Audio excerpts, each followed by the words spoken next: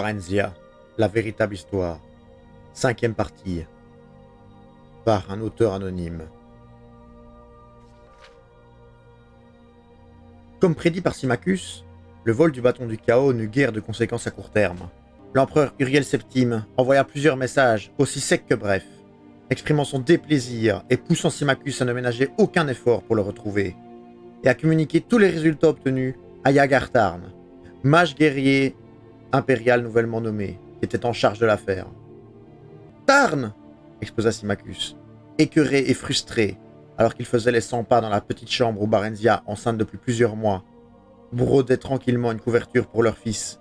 « Yagartarn ! Ha ! Je ne voudrais pas lui indiquer comment traverser la rue, même si ce n'était plus qu'un vieux gâteux aveugle. Qu'as-tu donc contre lui, mon amour ? Je ne lui fais aucune confiance. Il a dans les veines du sang d'elfe noir, d'autres elfes et je ne sais quoi d'autre. Mais ce qui est sûr, c'est qu'il combine les pires défauts de tous ses ancêtres. On ne sait rien de lui, sinon qu'il serait né à Valboisé. D'une mère elfe des bois, il semble s'être rendu partout depuis. » Barenzia n'écoutait que d'une oreille, fatiguée qu'elle était par l'approche du terme de sa grossesse. Mais elle releva soudain la tête et laissa tomber son aiguille. Quelque chose avait piqué son intérêt. « Symmachus, se pourrait-il que ce Yagartarn ne soit autre que le rossignol déguisé ?» Son époux réfléchit, longuement avant de lui répondre. « Non, mon amour. De tous les ancêtres dont il peut se prévaloir, il semble bien que seuls les humains soient absents. » Barenzia savait que cela constituait une tare aux yeux de Symmachus, car si son mari méprisait les hautes elfes, qu'il considérait comme des intellectuels efféminés, et les elfes des bois, qui étaient tous des paresseux et des voleurs à ses yeux, il admirait les humains, et plus particulièrement les Bretons, pour leur pragmatisme, leur intelligence et leur énergie. Le rossignol est natif de Keureben, du clan Rahatim, précisément. Je serais même prêt à parier qu'il fait partie de la maison de Moa, car cette maison a toujours accepté les humains. Keureben n'a guère apprécié que le bâton nous soit confié lorsque Tiber Septime nous a pris notre corps de convocation. Barenzia poussa un petit soupir. La rivalité opposant les royaumes de Keureben et de Long-Sanglot remontait à l'aube des temps. Pourtant, les deux nations n'avaient fait qu'une autrefois. Toutes les mines lucratives étaient sous l'autorité du clan Rahatim, lequel produisait également les hauts rois de Morrowind. Oui, Keureben s'était scindé en 2 cités-États, Keureben et Long-Sanglot, lorsque les fils jumeaux de la reine Lyanne, petit-fils du légendaire roi Moraelin, avaient été tous deux déclarés rois. À peu près à la même époque, la fonction de haut roi disparut, laissant la place à un chef de guerre, temporairement nommé par un conseil en cas d'urgence dans la province. Toutefois, Keureben continua à revendiquer jalousement son statut de plus ancienne cité-État de Morrowind, ses dirigeants n'hésitant pas à proclamer qu'ils étaient premiers entre les égaux, et que la garde du bâton du chaos leur revenait donc de droit. Long-Sanglot avait rétorqué que le roi Moraelin lui-même avait confié le bâton à la garde du dieu Effen, et que ce dernier était, sans le moindre doute possible, né à Long-Sanglot.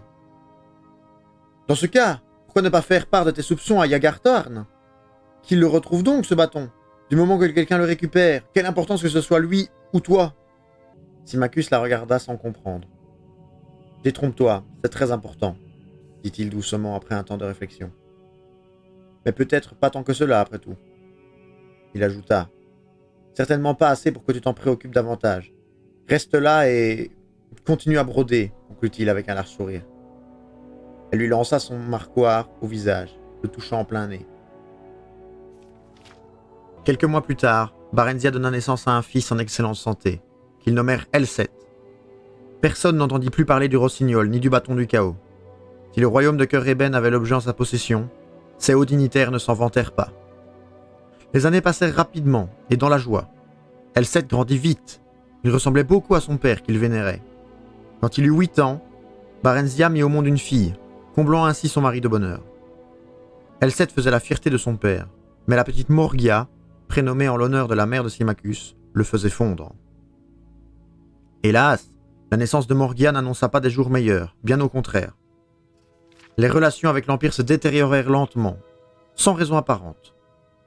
Les taxes exigées augmentaient chaque année, et Symmachus en vint bientôt à la conclusion que l'empereur le soupçonnait d'avoir joué un rôle actif dans la disparition du bâton. Aussi fit-il tout le nécessaire pour prouver sa loyauté en répondant de son mieux à ses exigences, toujours plus folles. Pour cela, Il dut augmenter le temps de travail quotidien de ses sujets et les impôts dont il les accablait, allant fréquemment, quand cela ne suffisait pas, jusqu'à combler la différence en puisant dans leur caisse personnelle. Mais la tendance refusait de s'inverser, et tout le monde, noble comme gens du peuple, commençait à se plaindre. La situation devenait préoccupante. « Je veux que tu prennes les enfants avec toi, et que tu ailles à la cité impériale, » dit-il finalement un soir au dîner, désespéré.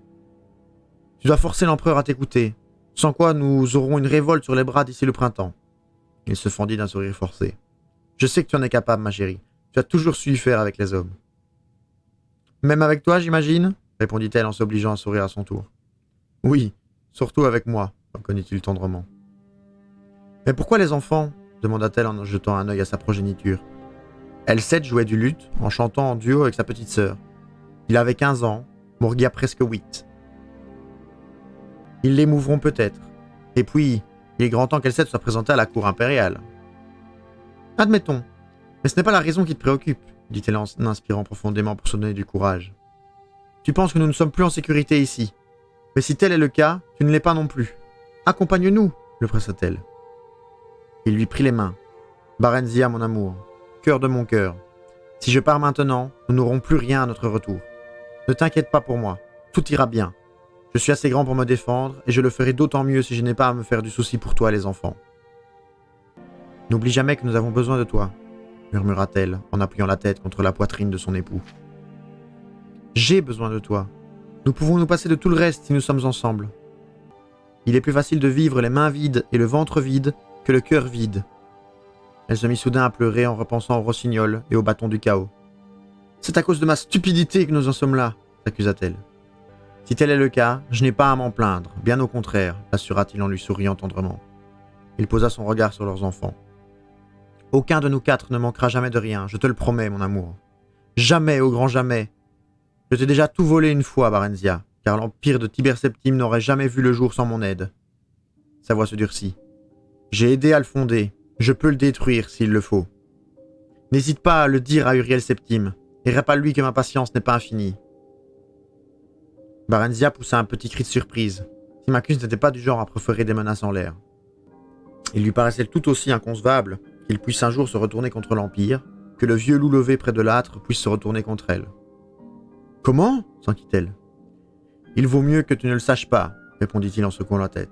« Si jamais il se montre récalcitrant, contente-toi de lui répéter ce que je viens de te dire, et ne crains rien. Il ressemble suffisamment à ses ancêtres pour ne pas s'en prendre à ma messagère. » Il sourit gravement. « Car s'il venait à le faire, s'il vous faisait le moindre mal, à toi ou aux enfants, il sait qu'il ne lui resterait plus qu'à prier de n'avoir jamais vu le jour. Je le traquerai, lui et tous les siens. Je ne connaîtrai pas le repos, tant qu'il restera un Septime en vie. » Les yeux rouges d'elfe noir brillaient à la lueur faiblissante du feu. « Je te le jure, mon amour. Ma reine. Ma Barenzia. »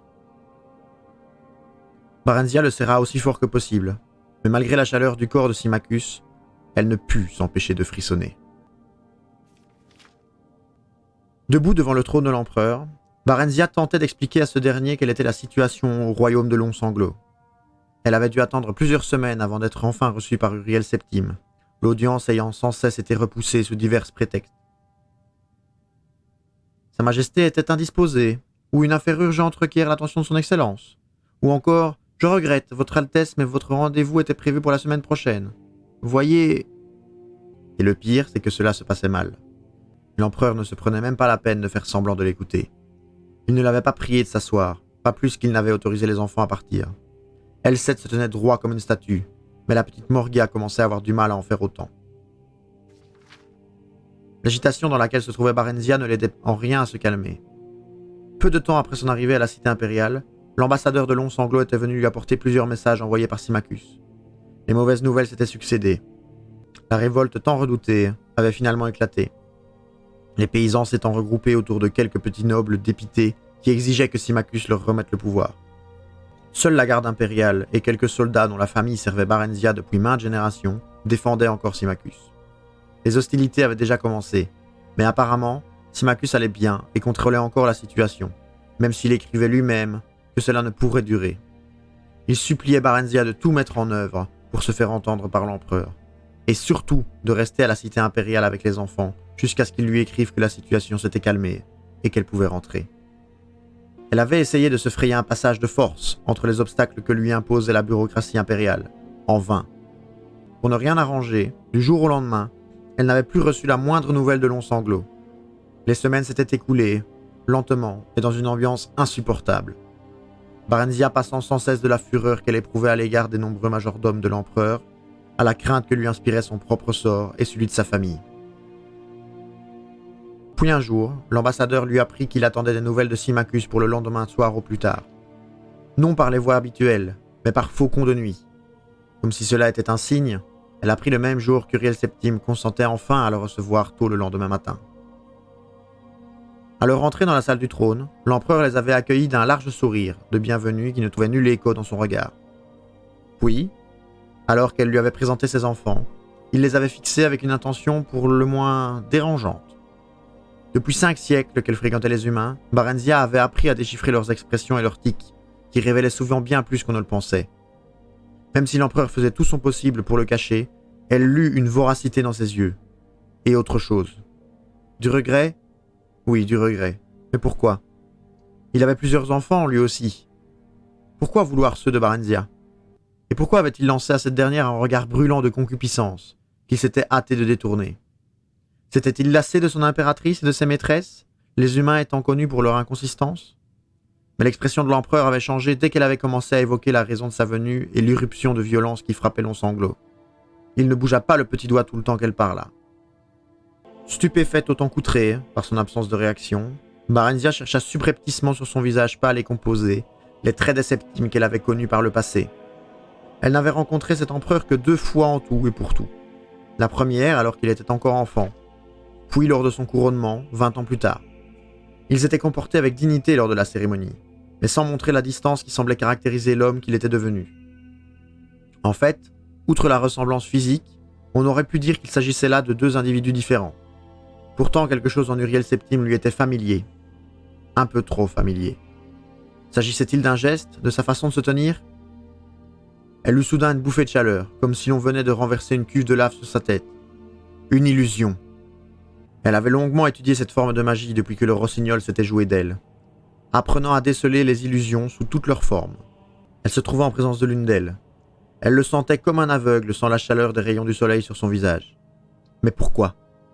Elle se mit à réfléchir frénétiquement, alors même qu'elle continuait de raconter l'insurrection de Long-Sanglot. Se pourrait-il que cela soit par simple vanité ?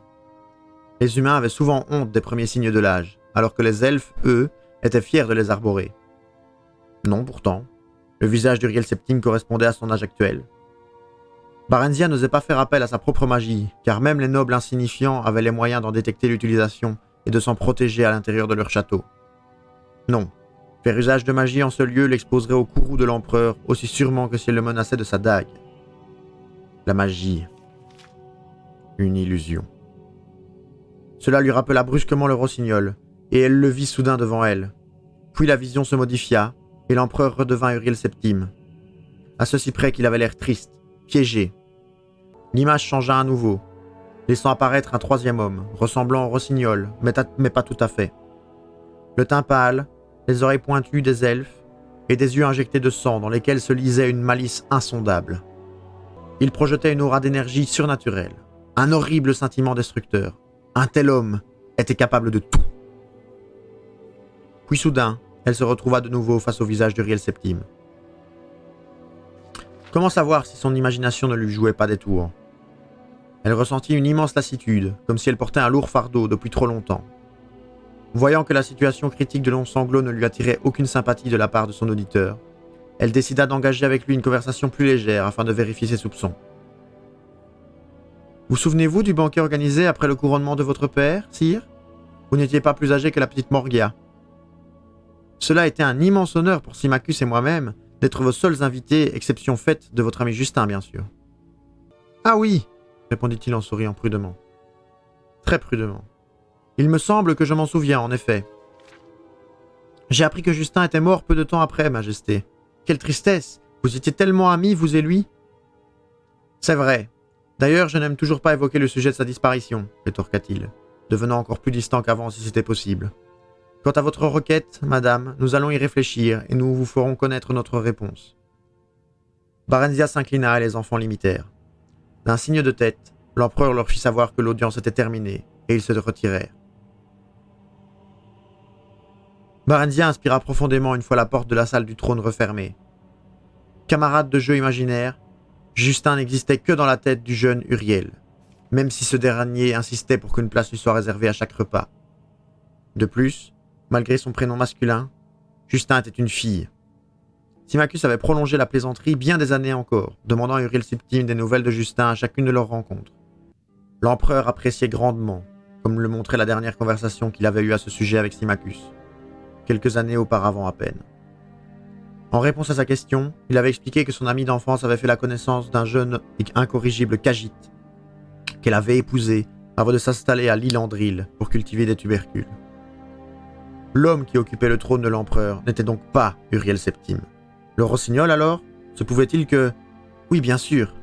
Barenzia sut qu'elle avait mis le doigt sur la réponse. C'était lui. Le rossignol avait pris la place de l'empereur. Symmachus s'était cruellement fourvoyé. Et maintenant, se demanda-t-elle affolée, qu'était-il advenu du véritable Uriel Septime? Et surtout, quelles pouvaient être les conséquences pour Long-Sanglot, Symmachus et elle? Rétrospectivement, Barenzia en vint à la conclusion que tout leur problème était dû à l'imposteur, ce traître de rossignol, ou quelle que soit son identité. Sans doute avait-il pris la place d'Uriel Septime, juste avant que Long-Sanglot ne commence à recevoir des exigences déraisonnables de la cité impériale. Cela expliquerait pourquoi leurs relations s'étaient détériorées si longtemps, d'un point de vue humain, bien après son aventure critiquée avec Cyber Septime. Connaissant la légendaire loyauté que Symmachus vouait à la dynastie Septime, il avait décidé de frapper le premier. Mais si tel était le cas, toute la famille de Barenzia courait un terrible danger. Ses enfants et elle se trouvaient pour ainsi dire entre les mains de l'imposteur, tandis que Symmachus devait faire face seul aux troubles fomentés à Long-Sanglot. Que faire?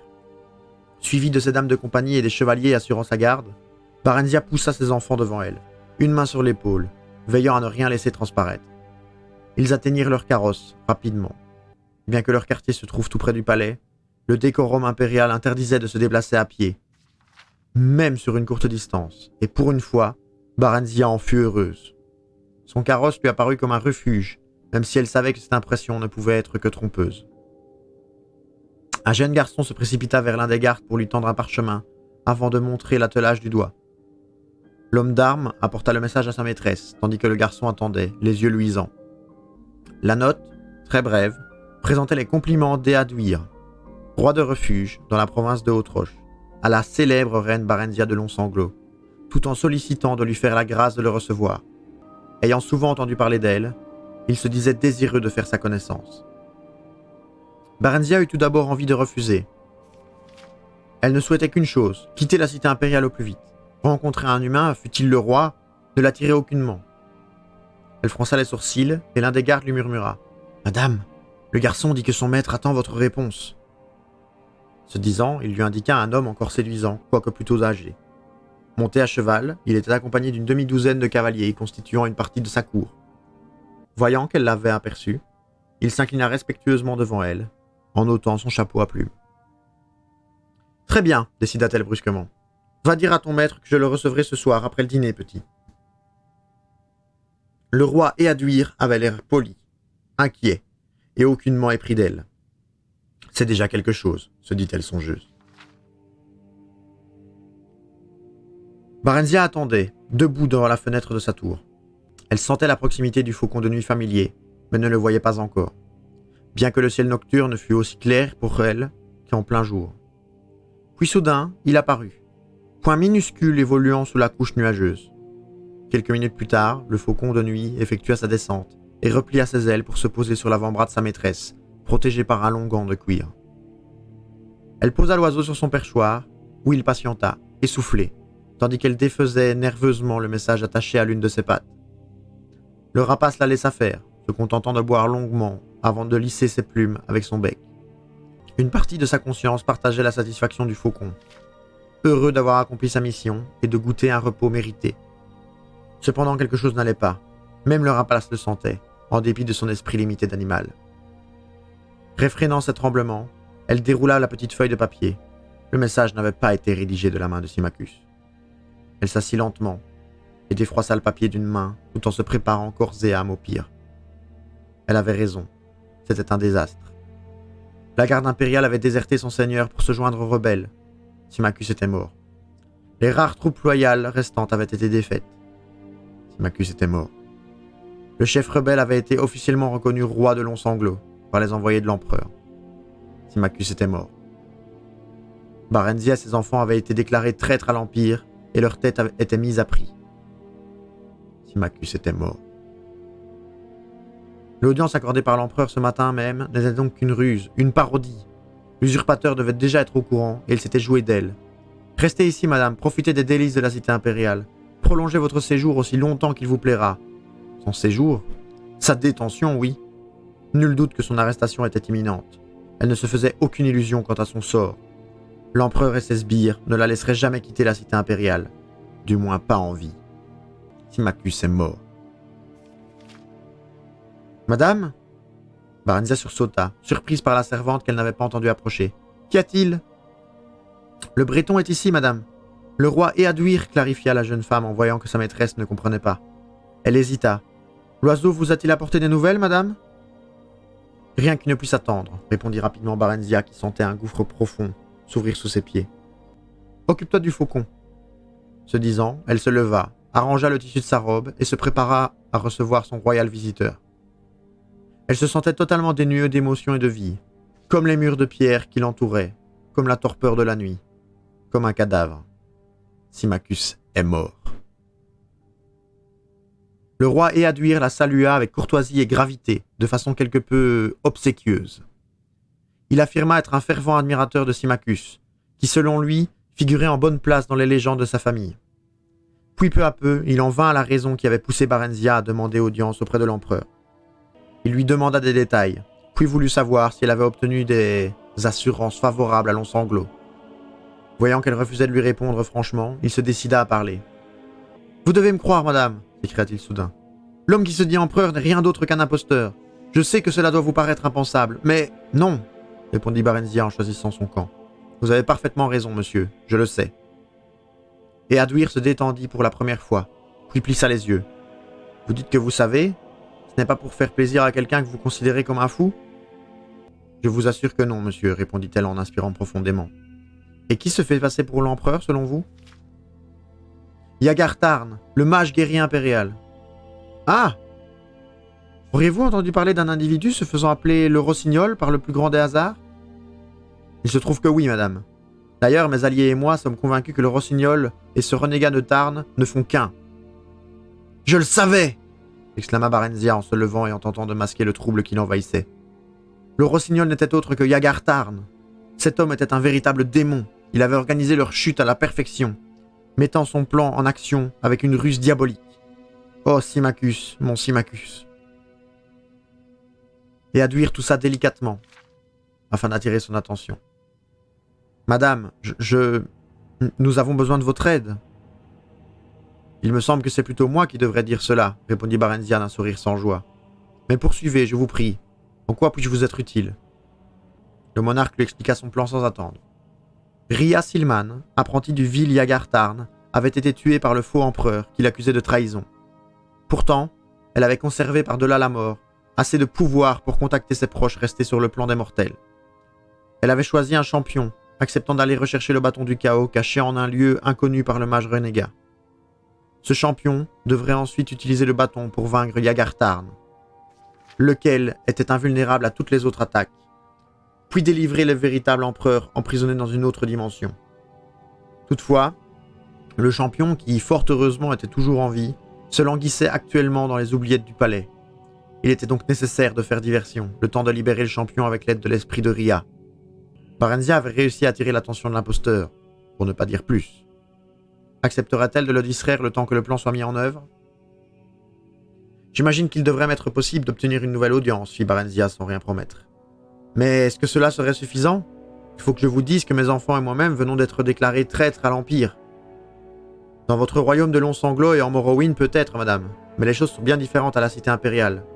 La fange administrative qui empêche pour ainsi dire tout le monde d'obtenir une audience avec l'empereur ou l'un de ses ministres garantit également que vous ne risquez pas d'être emprisonné avant une longue et lente procédure judiciaire. D'autant que dans votre cas, tout cela sera encore ralenti par votre rang royal. Une reine et ses héritiers présomptifs ne peuvent être inquiétés, madame. Le roi sourit.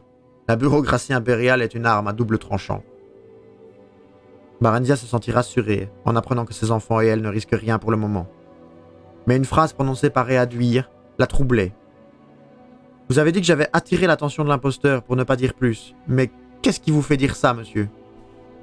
Le roi eut soudain l'air mal à l'aise. Les serviteurs du château murmurent que Yagar Tarn possède une statue à votre effigie, qu'il conserve dans une sorte de chapelle installée dans ses quartiers. Je vois. Sans pouvoir s'en empêcher, Barendia repensa à sa romance insensée avec le rossignol, car elle avait été follement amoureuse de lui, aucun doute à ce sujet. Quelle idiote! Cet homme qu'elle avait cru aimer pour un temps avait causé la mort de celui qu'elle aimait vraiment. Elle n'arrivait pas à se faire à l'idée que Symmachus n'était plus. Mais même si tel était le cas, mon amour pour lui est toujours vivant, décida-t-elle fermement.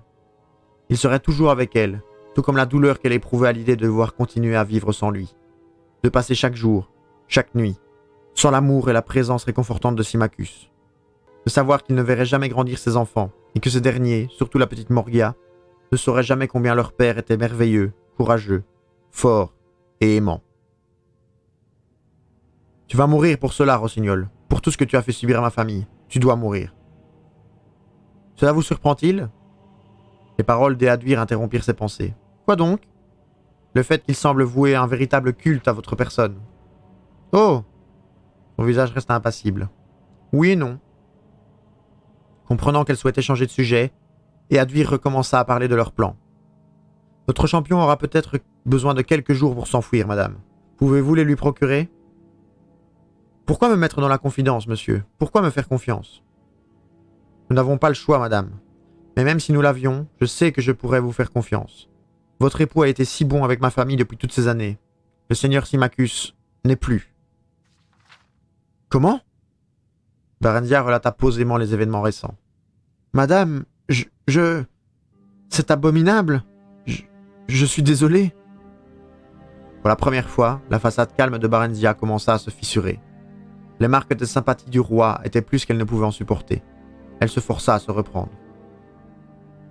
Compte tenu des circonstances, madame, nous ne pouvons vous demander... Au contraire, monsieur, compte tenu des circonstances, je me dois de faire tout mon possible pour venger le meurtre du père de mes enfants. Une larme lui échappa. Elle l'essuya rageusement. En échange, je vous demande seulement de prendre soin de mes enfants une fois qu'ils seront devenus orphelins. Je vous en fais le serment, ma brave et noble reine, répondit-il en se redressant, les yeux brillants. Que les dieux de notre pays bien-aimé et de tout Tamriel m'en soient témoins, j'en fais le serment. Elle se sentit touchée par la promesse de son interlocuteur. Merci du fond du cœur, roi Eadwir, lui dit-elle. Vous avez toute ma gratitude, ainsi que celle de mes... Elle éclata en sanglots. Incapable de trouver le sommeil, elle resta toute la nuit assise à côté de son lit, mains croisées sur les genoux, à réfléchir à la situation. Elle se sentait incapable d'annoncer la terrible vérité à ses enfants, du moins tant qu'elle n'y serait pas obligée. Elle n'eut pas besoin de requérir une nouvelle audience auprès de l'empereur. Une convocation lui parvint à la première heure. Elle expliqua aux enfants qu'elle serait sans doute absente plusieurs jours durant, puis les embrassa, après leur avoir fait promettre de ne pas poser de problème aux domestiques. Morgia pleurnicha, car elle s'embêtait atrocement dans la cité impériale. Pour sa part, bien que renfrognée, Elset ne souffla mot. Il ressemblait tant à son père. Son père. Au palais impérial, Barendia fut escortée non pas à la grande salle d'audience, mais à un petit salon dans lequel l'empereur déjeunait seul. L'accueillant d'un hochement de tête, il lui montra la fenêtre. « Quelle vue magnifique, n'est-ce pas ?» Barendia contempla les tours de la cité, en se rappelant que c'était dans cette même pièce qu'elle avait fait la connaissance de Tiber Septime, toutes ces années auparavant. Ces années ? Non, ces siècles. Tiber Septime, encore un homme qu'elle avait aimé. Qui avait-il eu d'autre ? Symmachus ? Tiber Septime ? Épaille ? Elle se souvint du grand garçon d'écurie blond, avec une grande affection, prenant seulement maintenant conscience qu'elle l'avait en effet aimé, sans jamais le lui dire. Elle avait été si jeune alors, si insouciante. Mais c'était avant que tout le reste ne lui arrive, avant qu'elle ne le rencontre, lui. Pas Symmachus, non, mais le rossignol. Elle fut choquée de constater qu'il continuait de l'affecter, même après tout ce qui s'était passé. Une vague de sentiments mêlés s'empara d'elle. Quand elle lui fit de nouveau face, Uriel Septime avait disparu, et le rossignol se tenait à sa place. « Vous saviez, lui dit-il en la déforant des yeux. Vous avez su dès le premier instant. Moi qui voulais tant vous faire la surprise, vous auriez au moins pu faire semblant. » Elle écarta les bras en essayant de faire taire le torrent d'émotions qui grandit en elle. « J'ai bien peur d'être beaucoup moins doué que vous pour cela, monseigneur. »« Vous m'en voulez ?» comprit-il dans un soupir. « Peut-être un peu, oui, » répondit-elle d'une voix cassante. « Je ne sais pas ce que vous en pensez, mais en ce qui me concerne, la trahison m'a toujours dérangé. » Quelle attitude humaine. Elle inspira profondément. « Que désirez-vous de moi ?»« Ah ! Là, je sais que vous faites semblant, » dit-il en se levant pour lui faire face. « Vous savez fort bien ce que je veux. Vous avez envie de me tourmenter ? Parfait, allez-y, je suis en votre pouvoir, mais laissez mes enfants tranquilles. »« Non, non, ce n'est pas du tout cela que je veux, Barenzia. » Il s'approcha lentement d'elle, en reprenant la voix envoûtante qui l'avait tant séduite autrefois, et qui continuait de le faire, s'il fallait en juger par les frissons de plaisir qui remontaient le long de sa colonne vertébrale. « Ne voyez-vous pas ? C'était le seul moyen, » justifia-t-il en lui prenant le bras. Barenzia sentit sa détermination faiblir, et le mépris qu'il lui inspirait se résorber peu à peu. « Vous auriez pu m'emmener avec vous, protesta-t-elle, les yeux humides de larmes. « Je n'en avais pas le pouvoir alors, répondit-il en secouant la tête. Mais maintenant tout est à moi, je vous le donne. » Une fois de plus, il agita sa main en direction de la cité qu'on apercevait par la fenêtre. Tamriel tout entier est à vos pieds, et ce n'est que le commencement. C'est trop tard, vous m'avez abandonné, laissez avec lui. Le paysan est mort, quelques années de plus ou de moins n'ont guère d'importance. Mais mes enfants, je les adopterai, et nous en aurons d'autres, Barenzia. Oh, comme ils seront beaux. Songez à tout ce que nous avons à leur donner, votre beauté et ma magie. Je possède des pouvoirs que vous ne pouvez imaginer, même dans vos rêves les plus fous. Il se pencha pour l'embrasser, mais elle lui échappa. Je ne vous crois pas. Oh, mais je sais bien que si. C'est seulement que vous êtes encore en colère contre moi, dit-il en souriant, mais ses yeux restèrent toujours aussi froids et calculateurs. Dites-moi ce que vous désirez, Barenzia, ma bien-aimée. Dites-le moi, et vous l'aurez. Barenzia vit son existence défiler devant ses yeux. Le passé, le présent, l'avenir même. Toutes ces époques différentes, toutes ces vies différentes, et elle, toujours changeante. Mais qui était la vraie Barenzia ? La question était cruciale, car c'était la réponse qui déterminerait son destin. Elle fit son choix en quelques instants. Elle savait qui était la vraie Barenzia et ce qu'elle voulait. Une promenade dans vos jardins, monseigneur, et quelques chansons peut-être. Le rossignol éclata de rire. Vous voulez que je vous fasse la cour ? Demanda-t-il. Eh bien, pourquoi pas ? Vous le faites si bien, et cela fait si longtemps que je n'ai plus été l'objet de tant d'attention. Il sourit. Comme vous le voulez, ma reine, accepta-t-il en lui faisant un baise-main. Vos désirs sont des ordres, maintenant et pour toute l'éternité. Le rossignol passa donc les jours suivants à la courtiser, et tous deux se promenèrent en discutant, en chantant et en riant, tandis que la gestion de l'Empire était laissée au sous-fifre de l'empereur. « J'aimerais voir le bâton, dit un jour Barenzia sans avoir l'air d'y toucher. Je ne l'ai aperçu qu'une fraction de seconde, vous vous souvenez ? Rien ne me ferait davantage plaisir, mon cœur, mais c'est hélas impossible. Vous ne me faites pas confiance, bouda-t-elle, mais sans se refuser à lui quand il se pencha pour l'embrasser. Bien sûr que si, mon amour, mais le bâton n'est plus ici, expliqua-t-il avant de partir dans un petit rire. En fait, il ne se trouve plus nulle part. Il l'embrassa de nouveau avec passion. Vous recommencez à parler par énigme. Je veux le voir. Je sais que vous ne l'avez pas détruit. C'est impossible. Je vois que vous avez gagné en sagesse depuis notre dernière rencontre. C'est en partie à vous que je dois ma soif de connaissance, répondit-elle en se levant. Le bâton du chaos ne peut être détruit et il est impossible de l'arracher à Tamriel sans que la terre elle-même en souffre. Ah, vous m'impressionnez, mon cœur. Tout cela est on ne peut plus vrai. Le bâton n'a pas été détruit ni emporté hors du continent. Pourtant, comme je vous l'ai dit, il ne se trouve plus nulle part. Parviendrez-vous à résoudre cette énigme ? Il l'attira à lui et elle se laissa faire. Tenez, en voici une autre. Comment transformer deux en un ? Laissez-moi vous montrer. Leurs deux corps fusionnèrent. Plus tard, alors qu'il dormait à côté d'elle, une idée lui vint à l'esprit. Deux en un. Et pourquoi pas un en deux, 3 ou 4 ? Qui sait s'il n'est pas possible de séparer en plusieurs morceaux ce qui ne peut être banni ou détruit ? Elle s'assit brusquement, les yeux brillants, et se mit à sourire. Le rossignol tenait un journal intime qu'il mettait à jour chaque soir après avoir reçu les rapports de ses laquais. Il le rangeait dans un tiroir fermé à clé de son bureau, mais la serrure n'avait rien de complexe. Barenzia n'avait-elle pas fait partie de la guilde des voleurs dans une autre vie? Un matin, elle parvint à jeter un œil au calepin alors que le rossignol faisait sa toilette. Elle lui apprit que le premier morceau du bâton du chaos était caché dans une ancienne mine d'Ouemer appelée Antre des Crocs, bien que l'emplacement de cette dernière ne soit décrit que d'une manière très vague. Rédigé dans un langage abrégé propre au rossignol, le carnet était très difficile à déchiffrer. « Tout Tamriel est entre nos mains, songea-t-elle. Et plus, peut-être.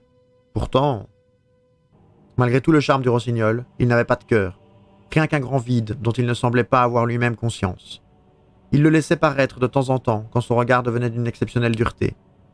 Pourtant, lui aussi recherchait le bonheur, même s'il ne lui donnait pas la même signification que les autres gens. Lui non plus n'est pas immunisé contre les petits rêves médiocres, songea Barenzia. Paille lui revint en mémoire, l'air triste, perdu. Puis Théris, avec son inimitable sourire félin de Khajiit. Tiber Septime, immensément puissant, mais si seul. Symmachus, fidèle et solide comme un roc, qui faisait toujours ce qui devait être fait, avec calme et efficacité. Et enfin le rossignol. Énigme et certitude. Lumière et ténèbres à la fois. Le rossignol qui cherchait à gouverner le monde en généralisant le chaos au nom de l'ordre. Barenzia demanda à plusieurs reprises l'autorisation d'aller voir ses enfants, lesquels ignoraient toujours que leur père était mort et que l'empereur avait décidé de les prendre sous sa protection. Elle finit par l'obtenir, non sans mal. Quand elle annonça la triste nouvelle à ses enfants, Morga se colla à elle pour pleurer toutes les larmes de son corps, tandis que Elset courut dans le jardin pour y trouver un peu de solitude. Par la suite, il refusa de discuter de son père avec Barenzia, ou même de la laisser le prendre dans ses bras. Et Aduir en profita pour lui rendre visite. Elle lui révéla tout ce qu'elle avait appris, tout en lui expliquant qu'elle devait rester aux côtés de l'imposteur afin de tenter d'en découvrir davantage encore. Rossignol la taquina au sujet de son vieil admirateur. Il était parfaitement au courant des soupçons d'Aduir, mais ne s'en préoccupait guère, car personne ne prenait le vieux fou au sérieux. Barenzia parvint même à organiser une sorte de réconciliation entre deux. Et Aduir revint publiquement sur ses déclarations, et son vieil ami, l'empereur, le pardonna.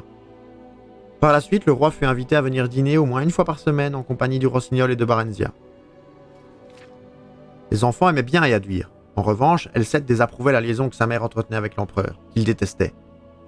Devenu boudeur et prompt à de soudains accès de colère, il se querellait fréquemment avec sa mère et l'amant de cette dernière.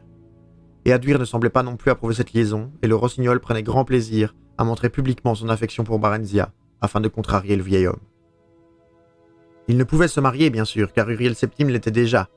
Du moins, pas encore. Le rossignol avait condamné l'impératrice à l'exil peu de temps après avoir pris la place de l'empereur, sans toutefois oser la faire exécuter. Elle avait trouvé refuge au temple de l'Unique. On avait appris qu'elle connaissait des problèmes de santé, et les agents du rossignol faisaient circuler une rumeur selon laquelle elle souffrait également de troubles mentaux. De la même manière, les enfants de l'empereur avaient été envoyés dans diverses écoles qui cachaient en réalité des prisons. Son état ne devait pas cesser de se détériorer, dit un jour le rossignol à propos de l'impératrice, en regardant avec satisfaction le ventre gonflé de Barenzia. Quant à leurs enfants, les accidents arrivent, n'est-ce pas? Nous allons nous marier, et notre enfant sera mon héritier. Il voulait cet enfant. Elle en était persuadée. Par contre, elle était bien moins sûre de ce qu'il éprouvait véritablement pour elle.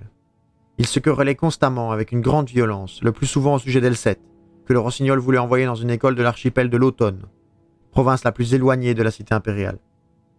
Barenzia ne cherchait nullement à éviter ces altercations, bien au contraire, car elle savait fort bien que le rossignol n'était en rien intéressé par une vie tranquille et dénuée de conflits. De plus, il aimait tant se faire pardonner après coup.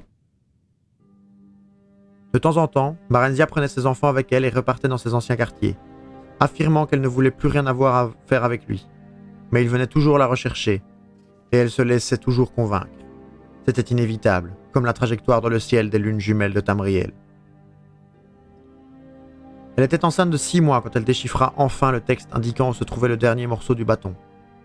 Elle n'eut même pas besoin de consulter une carte, tous les elfes noirs sachant pertinemment où était situé le mont de Dagotur. Lors de sa dispute suivante avec le rossignol, elle quitta purement et simplement la ville en compagnie d'Aduir, partant à bride abattue pour refuge à Haute-Roche. L'usurpateur entra dans une rage folle, mais ne put pas faire grand-chose contre elle. Ses assassins étaient extrêmement peu performants, et il n'osait pas quitter la cité impériale pour aller s'occuper d'elle en personne. Il ne lui était pas non plus possible de déclarer la guerre à Refuge, car Barenzia n'était pas légalement sienne. Pas plus que l'enfant qu'elle portait dans son ventre. Fidèles à leurs habitudes, les nobles de la cité impériale avaient vu la liaison de l'empereur et de Barenzia d'un très mauvais œil. Comme cela s'était passé tant d'années auparavant avec Tiber Septime. Ils furent donc heureux de la voir s'en aller. Le peuple de Refuge ne faisait pas davantage confiance à la reine déchue, mais Eadwir étant très aimé de la populace, celle-ci avait tendance à lui pardonner ses excentricités. Barenzia épousa Eadwir 1 an après la naissance de son fils. Malgré cette grossesse malheureuse, Eadwir était fou d'elle et de ses enfants. Pour sa part, elle ne l'aimait pas, mais elle éprouvait pour lui de l'affection, ce qui était déjà quelque chose. Elle appréciait d'avoir quelqu'un à ses côtés, et Refuge était une belle ville pour élever de jeunes enfants. Eadwir et elle attendraient leur heure, en souhaitant que le champion accomplisse sa mission. Barenzia espérait qu'il ne tarderait pas trop. Elfe, son espérance de vie était encore longue. Pourtant, elle n'avait plus d'amour à donner, ni de haine pour la pousser vers l'avant. Il ne lui restait que la douleur, ses souvenirs et sa famille. Elle ne souhaitait qu'une chose, élever ses enfants et leur offrir une belle existence tout en vivant ce qui restait de la sienne. Elle ne doutait pas que sa vie serait encore longue, et elle ne recherchait que la paix, le calme et la sérénité, dans son cœur comme dans son âme. De petits rêves médiocres, c'était tout ce à quoi elle aspirait désormais. C'était tout ce que la vraie Barenzia voulait. Fais de beaux rêves, Barenzia.